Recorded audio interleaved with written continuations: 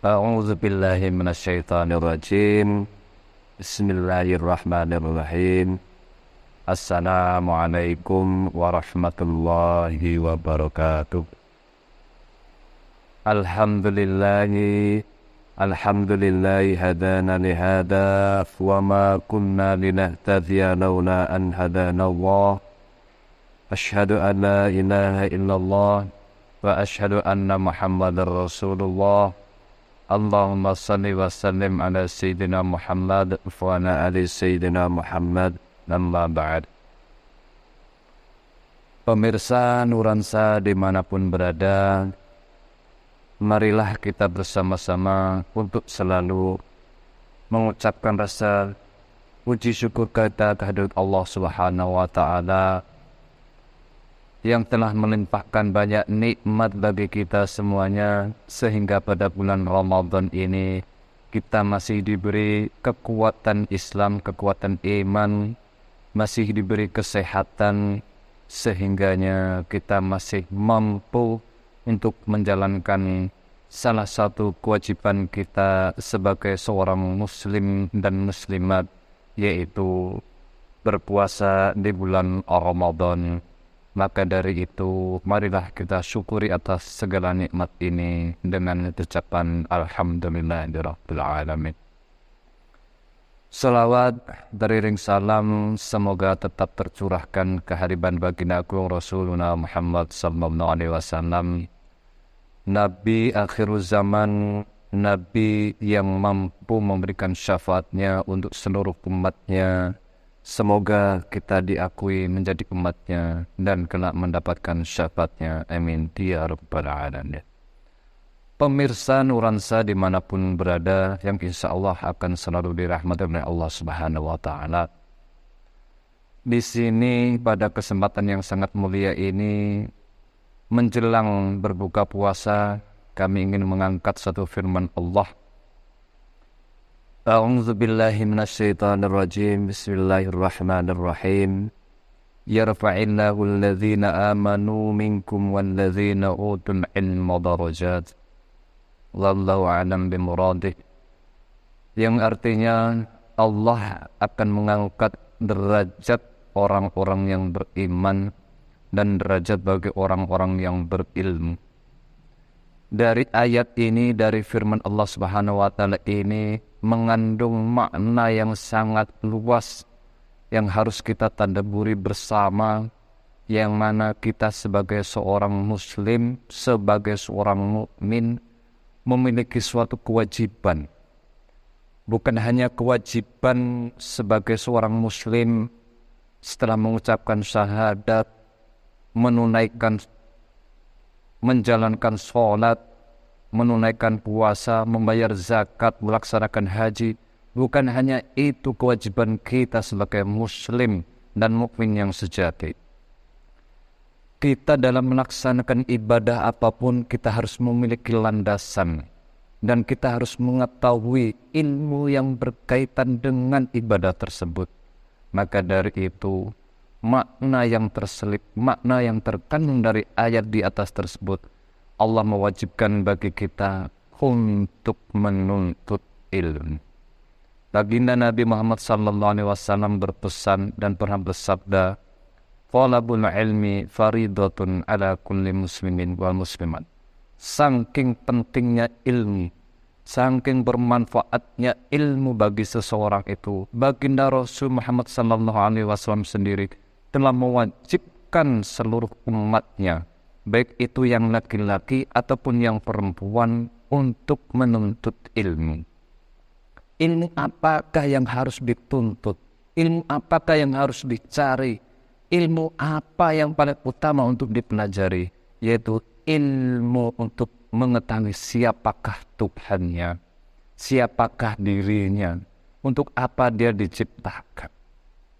Maka dari itu, baginda Rasul Muhammad SAW sendiri telah mewasiatkan kepada kita di waktu beliau sampai hidup.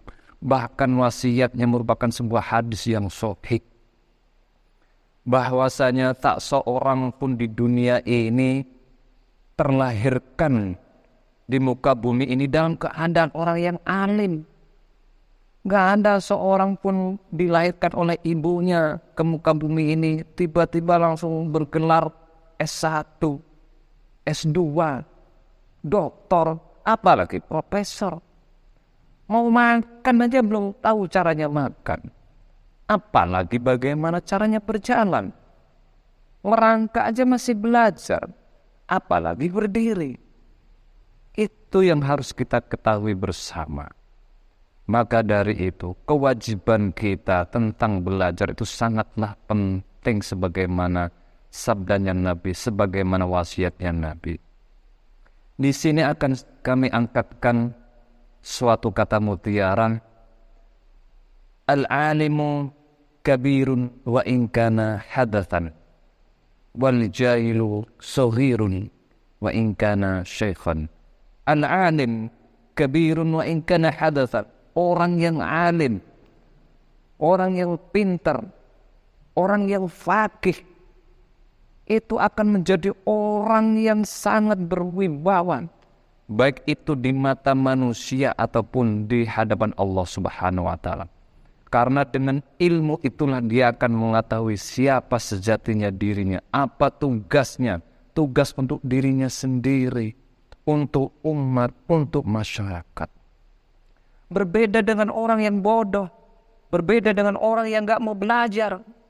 Bolehlah besar badannya, tapi gak ada isinya. Seperti tong kosong, apabila dipukul bunyinya akan nyaring. Itulah perumpamaan orang yang cuma besar badannya, tidak mau belajar. Maka dari itu, kalau kita tidak mau mengisi diri kita dengan belajar, entah itu ilmu umum, apalagi ilmu agama yang harus kita tekankan kepada diri kita masing-masing, kepada anak-anak kita, kepada cucu-cucu kita, kepada masyarakat kita. Lalu kapan lagi? Karena yang namanya belajar, thalabul ilm itu tidak mengenal batasan usia, tidak mengenal batasan waktu. Tuntutlah ilmu sejak engkau dilahirkan oleh ibumu hingga kamu diantarkan ke liang lahat. Mentang-mentang udah tua gak mau belajar, tapi bagaimana dia akan menguasai ilmu yang berkaitan dengan ibadahnya? Ditanya, coba Pak kamu praktek sholat. Gak tahu, saya belum bisa. Coba Pak kamu baca Al-Quran, saya gak bisa. Loh kenapa gak belajar? Malu. Lah, apakah karena malu inilah yang menjadi landasan utama, menjadi dasar utama sehingga dia tidak mau belajar? Berbeda. Meskipun kita itu sudah tua, banyak kegiatan, banyak kesibukan, paling tidak kita mau menyisihkan waktu untuk belajar. Itu tidak kalah dengan orang yang masih muda, tidak kalah dengan anak-anak yang masih mau belajar. Walaupun orang yang sudah tua itu belajar, lebih sering lupanya daripada ingatnya. Salah satu syair yang sangat masyhur, sering dinyanyikan, kalau nggak salah seperti ini bunyinya. Belajar di waktu kecil, bagai mengukir di atas batu. Belajar setelah dewasa, laksana mengukir di atas air. Saking pentingnya tentang ilmu, saking pentingnya batasan usia tatkala belajar. Orang yang masih kecil daya ingatnya luar biasa, daya ingatnya tajam, daya hafalannya lebih dahsyat daripada yang tua. Kalau tidak dimanfaatkan oleh para alim, para guru, para asatidz, para ustadzat untuk dicetak menjadi generasi-generasi penerus, untuk dicetak menjadi generasi-generasi pejuang, lalu siapakah yang akan meneruskan perjuangan agama Allah ini, yang akan menjaga agama Allah ini, lillahi kalimatillah? Apakah hanya kita ini berpasrah diri? Udah gini aja, karena agama Allah ini siapa lagi yang jaga kalau bukan Allah itu sendiri? Bukan seperti itu. Manusia itu juga harus berusaha. Allah menjaga agamanya yaitu dengan para alim ulamanya. Ta'allam falaisal mar'u yuladu aliman. Belajarlah kamu. Dimanapun kamu ingin belajar, baik itu di Sumatera, di Jawa, di luar negeri, di benua Amerika, di benua Afrika, di Jazirah Arab, terserah kamu belajar kemana saja. Karena ilmu Allah ini sangat luas. Allah menurunkan ilmunya itu bukan hanya dalam satu tempat saja. Seumpamanya di Indonesia. Enggak. Ada ilmu Allah yang diturunkan di Australia. Ada yang diturunkan di Amerika. Ada yang diturunkan di Mesir, di Madinah dan lain sebagainya. Tuntutlah ilmu setinggi mungkin. Tuntutlah ilmu sebanyak mungkin. Karena apa? Kita terlahirkan di muka bumi ini bukan dalam keadaan orang yang alim, bukan dalam keadaan orang yang pintar. Dilanjutkan lagi, wa laysa wa ilmin kaman huwa jahil. Pemirsa Nuransa dimanapun berada, orang yang alim, orang yang saleh, orang yang pintar itu berisi badannya, berisi ruhnya, apalagi dompetnya lebih berisi. Percaya nggak percaya? Terserah. Kalau kita kerjanya mengandalkan otot, paling tidak gaji kita sebesar UMR. Tapi kalau kita bekerja, punya kreativitas, punya hak paten, punya hak cipta, seperti dosen-dosen, profesor itu sekali ngajar sejam berapa? 1 juta, ada yang 5 juta. Ongkos pulang perginya ditanggung oleh yang ngundang. Berbeda. Rezekinya orang yang alim, rezekinya dengan orang yang bodoh itu berbeda. Maka dari itu, walaysa aku ilmin kaman huwa jahil. Bukanlah orang yang berilmu itu sama dengan orang yang tidak berilmu. Pemirsa Nuransa dimanapun berada. Wa inna kabiral qaumi la ilma indahu saghirun idza tafat alaihil mahafin. Pentingnya di sini, komunitas yang banyak itu memiliki suatu kebijakan, memiliki suatu permasalahan yang amat luar biasa. Apabila komunitas itu memiliki pemimpin yang alim, pemimpin yang soleh, pemimpin yang bergerak untuk kemaslahatan umat. Tapi kalau hanya sebatas komunitas, ngumpulnya hanya ngobrol doang, nggak ada membahas tentang kemaslahatan umat, maka buat apa komunitas itu ada?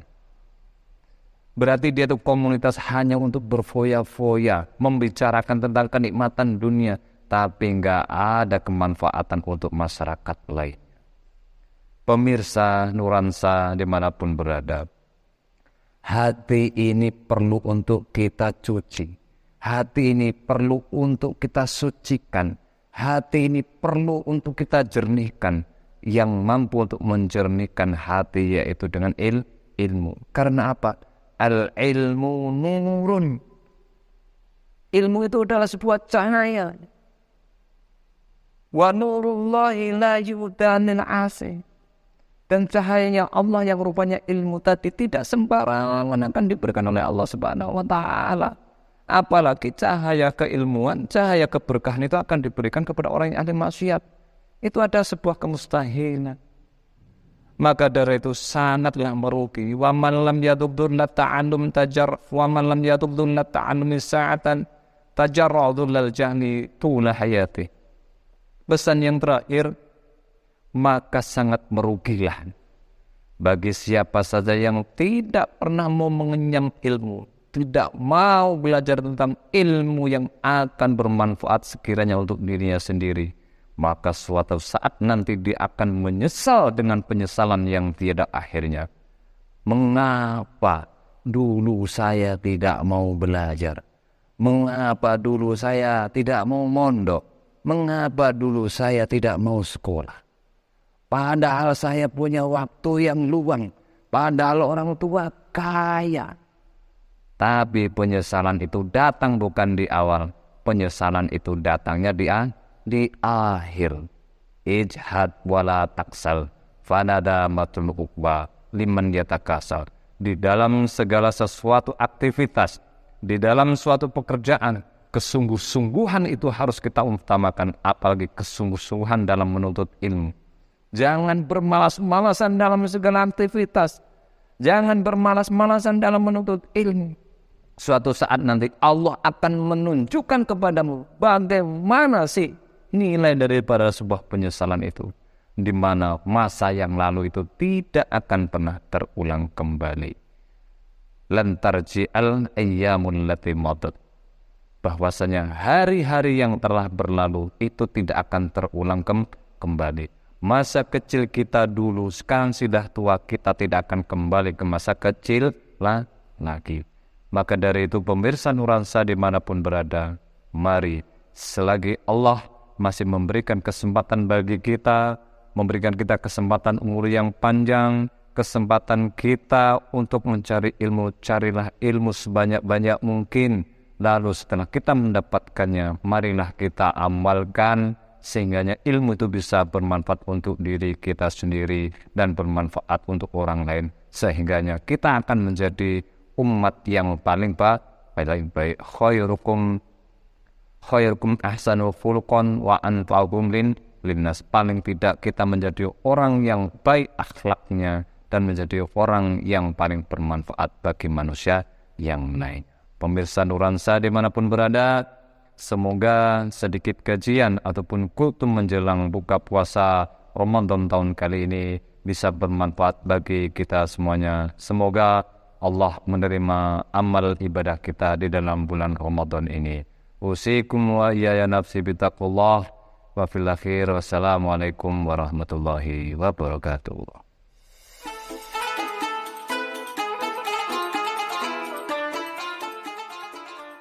Acara ini didukung oleh